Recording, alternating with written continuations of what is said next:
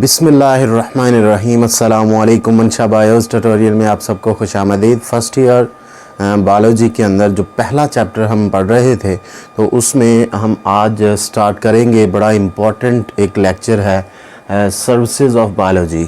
आपको कोई पूछे कि आप बायोलॉजी क्यों पढ़ते हैं, या आपसे कोई पूछे कि बायोलॉजी को पढ़ने का फ़ायदा क्या है, या आपसे कोई पूछे कि बायोलॉजी को या बायोलॉजी की वजह से सोसाइटी को क्या मिल रहा है, तो आप उससे क्या बताएंगे? आप बताएंगे कि बायोलॉजी आपका लिविंग स्टैंडर्ड हाई कर रही है।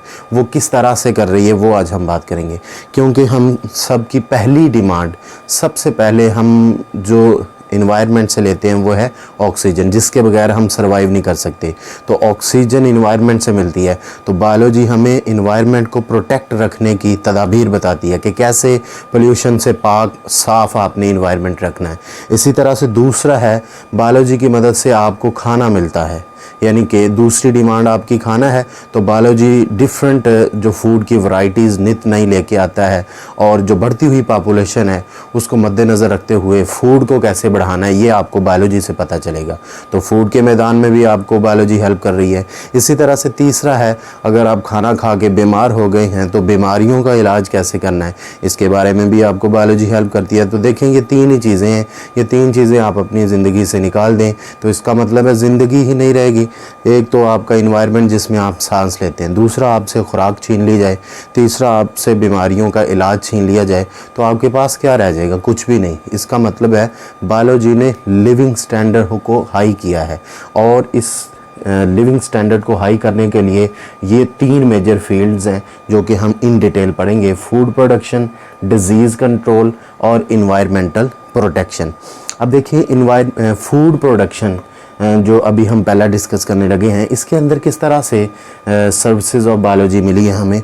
फूड को बढ़ती हुई जो पॉपुलेशन है उसकी डिमांड को सामने रखते हुए फूड को आप कैसे बढ़ा सकते हैं, क्योंकि पॉपुलेशन बढ़ेगी तो हम डेफिनेटली खाना भी बढ़ाना पड़ेगा, वरना वो पॉपुलेशन भूख से मर जाएगी। तो बाय इम्प्रूविंग वैरायटीज़, बायोलॉजी ने क्या किया, हमें हेल्प किया कि आप वैरायटीज़ को कैसे इम्प्रूव कर सकते हैं। आप वो जो पहले से मौजूद वैरायटी है उसकी ज़्यादा पैदावार कैसे ले सकते हैं। एक जो एकड़ ज़मीन है उसमें अगर 40 मन गंदम निकलती है तो आप 60 मन गंदम कैसे ले सकते हैं, उसमें से ज़्यादा पैदावार पौधों में से फ्रूट कैसे ले सकते हैं। इसको बताने के लिए हमें बायोलॉजी ने हेल्प किया। डिफरेंट टेक्निक्स मुतारफ़ करवाई, जिनमें हम कहते हैं कि जेनेटिक इंजीनियरिंग है। जैसे जेनेटिक इंजीनियरिंग क्या है? मैनिपुलेशन ऑफ जीन्स का अपनी मर्ज़ी से हम इस्तेमाल करते हैं। और अपनी मर्ज़ी से इस्तेमाल क्यों करते हैं? टू गेट इयोजेनिक एम, यानी कि अपनी मर्ज़ी का जेनेटिक मेकअप किसी भी जानदार में लेने के लिए हम अपनी मर्ज़ी से जीन्स को एक जगह से दूसरी जगह शफल करते हैं। तो जो कोई भी प्लांट है, हम अच्छी नस्ल का प्लांट बनाने के लिए उसमें अच्छी एक ख़ास किस्म का जीन इंटर कर दें। या किसी भी ऑर्गेनिज़म में, एनिमल्स के अंदर हम ये कर सकते हैं कि एनिमल ज़्यादा दूध देने वाले जानदार बन जाएँ, ज़्यादा गोश्त देने वाले जानदार बन जाएँ। तो हम जेनेटिक इंजीनियरिंग से ये काम कर रहे हैं, और जेनेटिक इंजीनियरिंग के ऊपर काम जीन्स को कैसे मैनिपुलेट किया जाता है ये हमें बायोलॉजी ने बताया। तो कहते हैं इयोजेनिक एम क्या है? इयोजेनिक एम है aim to get desired trait from organism. किसी भी जानदार से अपनी मर्ज़ी के ट्रेट लेना। ट्रेट कहते हैं करैक्टर को, खसूसियात को। तो कोई जानदार में ये ख़ास किस्म के करैक्टर्स डेवलप हो जाएं कि वो ज़्यादा फ्रूट देना शुरू हो जाए, तो उस तरह का जानदार लेने के लिए हम क्या करते हैं? Genetic engineering. इसमें आगे डिफरेंट टेक्निक्स हैं। तो हम इयोजेनिक एम हासिल करने के लिए बेसिकली ट्रांसजेनिक ऑर्गेनिज़म बनाते हैं, जो हमारी मर्ज़ी का, जिसके अंदर जीन होता है, ऐसा ऑर्गेनिज़म हम बनाते हैं। या हैविंग फॉरेन डीएनए, ऐसा ऑर्गेनिज़म जिसमें हमने बाहर से अपनी मर्ज़ी का डिज़ायर्ड डीएनए जो है वो इंटर किया होता है। और ट्रांसजेनिक ऑर्गेनिज़म की आगे टाइप्स हैं। ट्रांसजेनिक बैक्टीरिया भी हम बना रहे हैं, ट्रांसजेनिक एनिमल्स बना रहे हैं, ट्रांसजेनिक प्लांट्स बना रहे हैं। इनसे डिफरेंट मसनूआत लेते हैं, इनसे दूध की ज़्यादा हम मिकदार लेते हैं, गोश्त की ज़्यादा मिकदार लेते हैं, प्लांट से ज़्यादा पैदावार हम फ्रूट्स की लेते हैं, सीरियल्स, अनाज हमें ज़्यादा मिलता है। तो वो कैसे? एनिमल्स के अंदर नॉर्मली हम कर रहे हैं क्लोनिंग। क्लोनिंग क्या है कि एक ख़ास किस्म का जानवर है उसकी एक कॉपी, जैसे फ़ोटोकॉपी के अंदर हम पेज डालते हैं हूबहू उसकी कॉपी निकल आती है। होती तो वो कॉपी है, डेफिनेटली ओरिजिनल के साथ तो मैच नहीं होगी, लेकिन वो सेम टू सेम सारा कुछ उसका उस कॉपी पे लिखा होता है। ऐसे ही क्लोनिंग में हम एक एनिमल की हूबहू सेम कॉपी अगर लेना चाहें तो वो क्लोनिंग के ज़रिए से ले सकते हैं। किसी भी किस्म के जानदार हो सकते हैं, वो जो रेसेस में हिस्सा लेते हैं, घोड़े अच्छी नस्ल के, कोई भी और भेड़ बकरी, उसको हम क्लोनिंग के ज़रिए से प्रोड्यूस कर सकते हैं। तो हम कहते हैं क्लोनिंग क्या है? Production of genetically identical copies, यानी कि ऐसे जानदार की कॉपी जो जेनेटिकली आइडेंटिकल है, जिसका जेनेटिक मेकअप बिल्कुल सेम है। हमारा मतलब एक ख़ास जानदार है तो हूबहू उस जैसा हम जेनेटिक मेकअप वाला जानदार पैदा करना चाहते हैं तो वो क्लोनिंग से हम पैदा कर सकते हैं। सेल भी बना सकते हैं, ऑर्गेनिज्म भी बना सकते हैं, लेकिन ये एसेक्सुअल रिप्रोडक्शन होगी, सेक्सुअल रिप्रोडक्शन से नहीं। एसेक्सुअल रिप्रोडक्शन से ऐसा नॉर्मली काम होता है। और दूसरी टेक्निक है जो प्लांट्स में ज़्यादातर हम यूटिलाइज़ करते हैं, टिशू कल्चर, कि पौधे का कोई भी एक टिशू लेके उसे आर्टिफिशियल कल्चर मीडियम में, न्यूट्रिएंट्स मीडियम में रखें, उसे आर्टिफिशली या लैब के अंदर हम वो सारे न्यूट्रिएंट्स प्रोवाइड करें जो उस पौधे को चाहिए, उसके टिशू को हम वो सारे प्रोवाइड करते हैं और इससे वो उस टिशू से पूरा पौधा जो है हम बना लेते हैं। जैसे नॉर्मल हम प्रोपगेशन की एग्जांपल लें कि गुलाब का फूल है तो उसकी एक छोटी सी डंडी हम कट करके वो ज़मीन में लगा देते हैं, तो वो छोटा सा हिस्सा उसका छोटा सा ऑर्गन है या टिशू है, उसी से पूरा प्लांट जो है वो डेवलप हो जाता है। इसी तरह से पौधों में ये एबिलिटी होती है कि कोई एक टिशू उसका ले लें, वो सारा ऑर्गेनिज्म बनाने की एबिलिटी रखता है। तो हम उसे जो आर्टिफिशली लैब के अंदर कल्चर मीडियम देते हैं या न्यूट्रिएंट मीडियम देते हैं और उससे पौधे को ग्रो करवाते हैं। फिर हम इन टेक्निक्स के ज़रिए से, जेनेटिक इंजीनियरिंग के ज़रिए से एनिमल्स बहुत सारे प्रोड्यूस करवा रहे हैं। जो एनिमल ब्रीडर्स हैं उससे ट्रांसजेनिक एनिमल ले रहे हैं, जैसे बकरी है, भेड़ है, शीप वगैरह, क्योंकि ये इकोनॉमिकली बड़े इम्पोर्टेंट जो एनिमल्स हैं। तो इसी तरह से जो नॉर्मल आपके सामने है आजकल बहुत ज़्यादा कॉमनली यूज़ होती है ब्रॉयलर। तो ब्रॉयलर जो है वो एक चीप और quick source of white meet है, हमारे पास जल्दी से ये डेवलप हो जाता है, दिनों के अंदर मुर्गा जो है वो बड़ा हो जाता है और उससे हमें ज़्यादा गोश्त मिलता है डेफिनेटली। तो ये एक एनिमल ब्रीडर्स जो हैं इस जेनेटिक इंजीनियरिंग के ज़रिए से प्रोड्यूस कर रहे हैं ताकि बढ़ती हुई डिमांड जो है फूड की उसको पूरा किया जा सके। प्लांट्स के जो ब्रीडर हैं, प्लांट्स की नित नई वैरायटी जो बनाते हैं, वो प्लांट ट्रांसजेनिक प्लांट्स बना रहे हैं जिसमें नई नई किस्मों की जो गंदम के बीज हैं वो बनते हैं, कॉर्न, मकई, इसी तरह से और जो सीरियल्स पे वैरायटीज़ हैं उन तमाम को हम एडवांस लेवल पे लेके जा रहे हैं, जिसकी वजह से हमें ज़्यादा पैदावार मिलती है। जैसे एक नॉर्मल एग्जांपल हम आपके सामने लेके आते हैं, गोल्डन राइस। ये राइस की ऐसी टाइप है जिसमें विटामिन ए बहुत ज़्यादा होता है, नॉर्मल से ज़्यादा। तो हम न्यूट्रिएंट का कंटेंट भी बढ़ा सकते हैं, जो भी इस पौधे के अंदर न्यूट्रिएंट्स होते हैं वो भी बढ़ा सकते हैं, उसकी पैदावार भी बढ़ा सकते हैं। तो इन तमाम चीज़ों के ज़रिए से हमने क्या किया, वैरायटीज़ को इम्प्रूव किया, नित नई वैरायटीज़, जिससे ज़्यादा पैदावार और ज़्यादा जो हमें चीज़ें मिल रही हैं। दूसरा, फूड के ही मैदान में हमने क्या किया, क्योंकि पौधों से हम खुराक लेते हैं तो पौधों को अक्सर जो पेस्ट हैं, जो जर्म्स हैं वो ख़त्म कर देते हैं, ख़राब कर देते हैं। तकरीबन कहा जाता है कि जितनी भी सारी दुनिया में खुराक पैदा होती है प्लांट से, उसमें बहुत सारे ऐसे पेस्ट हैं जैसे फंजाई हैं, 50% खुराक को वैसे ही ख़राब कर देते हैं, बाकी 50% हम यूटिलाइज़ करते हैं। तो हम बायोलॉजी की मदद से हमने ये पता लगाया कि वो प्लांट के पैथोजेंस कौन से हैं, वो कौन से जर्म्स हैं, वो कौन से ऐसे ऑर्गेनिजम्स हैं जो पौधों के अंदर बीमारियां पैदा करते हैं। तो उनको हम कहते हैं प्लांट पैथोजन।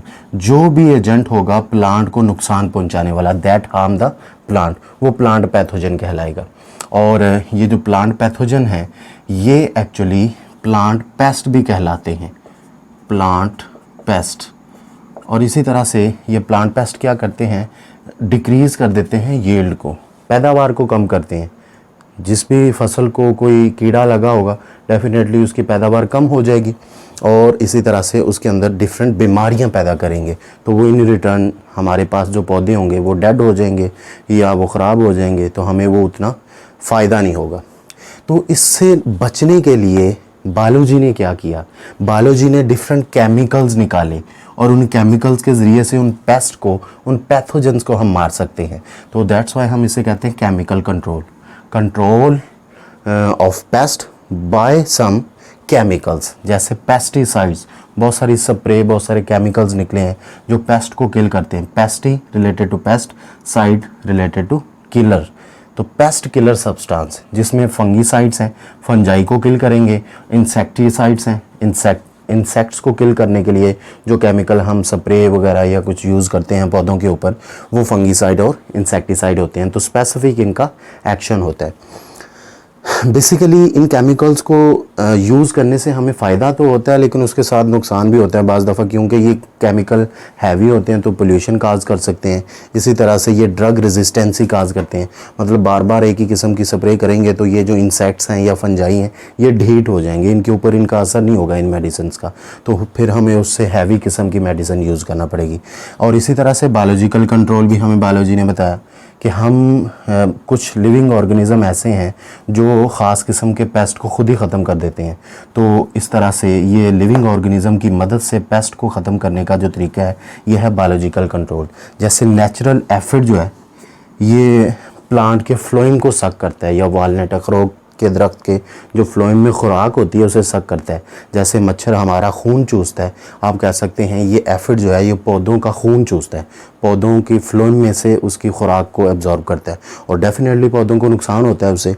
तो एफिड को नेचुरली मारने के लिए ये वास्प है, ये इसको नेचुरली किल कर देता है अपनी एज अ पैरासाइट। ये इस एफिड को यूज़ करता है जब इसने रिप्रोडक्शन करनी होती है फीमेल वास्प ने, तो इसको डंग मार के इसकी जो बॉडी है उसको अपना छत्ता बना लेता है और इस तरह से उसके अंदर वो एग रख के एफिड को ख़त्म कर देता है। इससे हमारी जान छूट जाती है और वास्प जो है ये अपनी रिप्रोडक्शन के लिए इसे यूज़ करता है। नेक्स्ट है bye conservation of soil.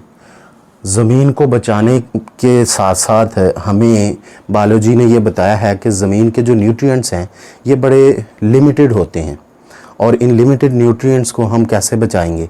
In limited nutrients को बचा तो नहीं सकते, हमने फसल तो ज़मीन में ही लगानी है, लेकिन उसे दोबारा से रिसाइकिल करने के लिए नेचुरल फर्टिलाइज़र हैं हमारे पास, खादें हैं, और किस तरह से हम उस ज़मीन की फर्टिलिटी को इंक्रीज़ कर सकते हैं। वो जो रूढ़ी होती है, वो जो एनिमल मैन्योर है, सीवेज का पानी यूज़ करके उसमें न्यूट्रिएंट्स होते हैं वो ज़मीन में जाएंगे तो उसकी दोबारा से जो रिसाइकलिंग हो जाएगी न्यूट्रिएंट्स की। लेकिन यहाँ पर हम कहते हैं कि soil is a complex medium. Complex medium में इसे समझा नहीं जा सकता कि इसमें कौन से न्यूट्रिएंट्स कम है कौन से ज़्यादा है, लेकिन उन फिक्स्ड न्यूट्रिएंट्स को चेक करने के लिए बायोलॉजी ने डिफरेंट टेक्निक्स मुतारफ़ करवाई हैं। और उन टेक्निक्स में जैसे हाइड्रोपोनिक कल्चर टेक्निक है, hydro related to water, ponic culture पानी के अंदर पौधों को ग्रो करवाना कल्चर मीडियम में, जिसमें हम खुद से न्यूट्रिएंट्स डालेंगे। आर्टिफिशली पौधों को ज़मीन यूज़ किए बगैर हम न्यूट्रिएंट्स डाल के पानी के अंदर और लैब के अंदर उसे ग्रो करवाते हैं। तो ये एक ख़ास किस्म की टेक्निक है जो बड़ी महंगी है, जो किसान तो नहीं कर सकते क्योंकि किसानों के पास ज़मीन ही होती है जिसके ऊपर उसने प्लांट्स उगाने। तो ये कहा जाता है जो एस्ट्रोनॉट्स हैं वो खला में या चाँद पे जैसे पौधे लगाने के लिए या किसी और जगह पौधे लगाने के लिए हाइड्रोपोनिक कल्चर टेक्निक को यूज़ कर सकते हैं। लेकिन ज़मीन क्योंकि किसानों के पास है तो वहाँ पर ये वैसे ही बड़ी एक्सपेंसिव टेक्निक है तो इसे यूटिलाइज़ नहीं किया जा सकता। इसका फ़ायदा ये लिया जा सकता है कि हम आर्टिफिशली पौधों की डिमांड को देख सकते हैं। जैसे हम हंडिया पकाते हैं तो हमें पता होता है कि गोश्त को पकाने के लिए इतना इसमें नमक डालना है, इतना इसमें घी डालना है, इतना इसमें प्याज डालना है। ऐसे ही हम प्लांट को अगर आर्टिफिशली लैब में ग्रो करवाएंगे हाइड्रोपोनिक कल्चर टेक्निक के ज़रिए से तो हमें पता होगा इसमें हमने इतने नाइट्रेट्स डाले हैं, फॉस्फोरस, मैग्नीशियम, कितनी इसकी डिमांड है, और अगर कोई चीज़ कम इसमें डालें तो उससे पौधे को क्या नुकसान होगा। तो ये बेसिकली हमें पता चलता है हाइड्रोपोनिक कल्चर टेक्निक से, जो कि बायोलॉजी की एक डिस्कवर्ड टेक्निक है। इसके बाद लास्ट पे हमारे पास है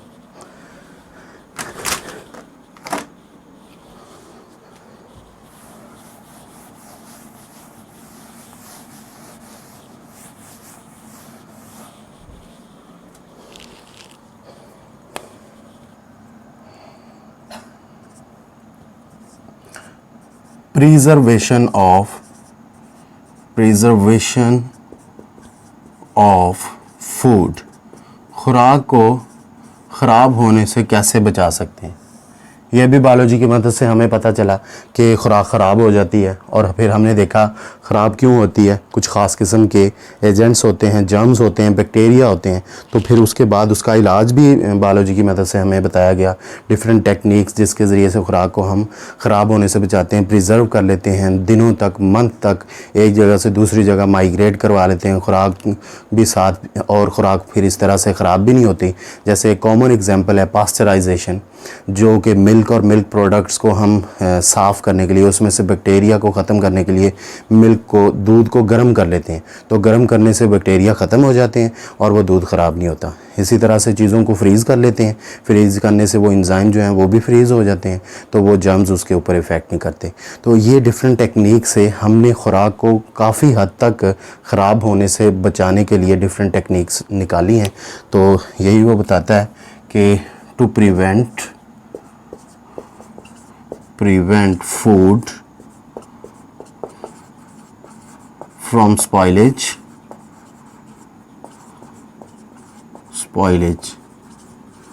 बायोलॉजिस्ट ने क्या किया है, बायोलॉजिस्ट डिस्कवर्ड डिफरेंट टेक्निक्स मुतारफ़ करवाई हैं जिससे हम खुराक को प्रिजर्व कर लेते हैं, जिसमें मोस्ट इम्पॉर्टेंट टेक्निक है pasteurisation.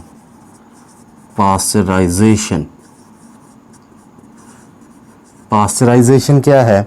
It is basically technique to kill bacteria from milk and milk product by heating. चीज़ों को गर्म करके या दूध को गर्म करके उसमें से जो बैक्टीरिया हैं उसको ख़त्म कर सकते हैं। तो इस तरह से देखें, फूड प्रोडक्शन के मैदान में हम वैराइटीज़ को एक तरफ इंप्रूव कर रहे हैं, दूसरी तरफ प्लांट के पैथोजन को कंट्रोल कर रहे हैं, तीसरी तरफ हम जो ज़मीन है उसको दोबारा से रिसाइकल कर रहे हैं और ज़मीन की नेचुरल फर्टिलिटी को इन्हांस कर रहे हैं बायोलॉजी की मदद से, और जो फूड ख़राब हो रही है उसको भी ख़राब होने से बचा रहे हैं। तो ये बायोलॉजी की ही सर्विस है जिससे हम मेयारी खुराक ले रहे हैं, ज़्यादा खुराक ले रहे हैं, बढ़ती हुई पॉपुलेशन जो है उसकी डिमांड को पूरा कर रहे हैं। अगर बायोलॉजी की ये डिफरेंट टेक्निक्स मुतारफ़ ना हुई होती तो इतनी ज़्यादा खुराक ही ना होती हमारे पास, और आज कहत साली होती, भूख प्यास होती, लोग भूख से मर रहे होते, क्योंकि पॉपुलेशन बहुत ज़्यादा बढ़ रही है। आए रोज़ जो है वो पॉपुलेशन बढ़ने की वजह से फूड की डिमांड बढ़ती जा रही है। तो इसी तरह से साइंटिस्ट ये लगे हुए हैं कि इस फूड की डिमांड को किस तरह से पूरा करना है।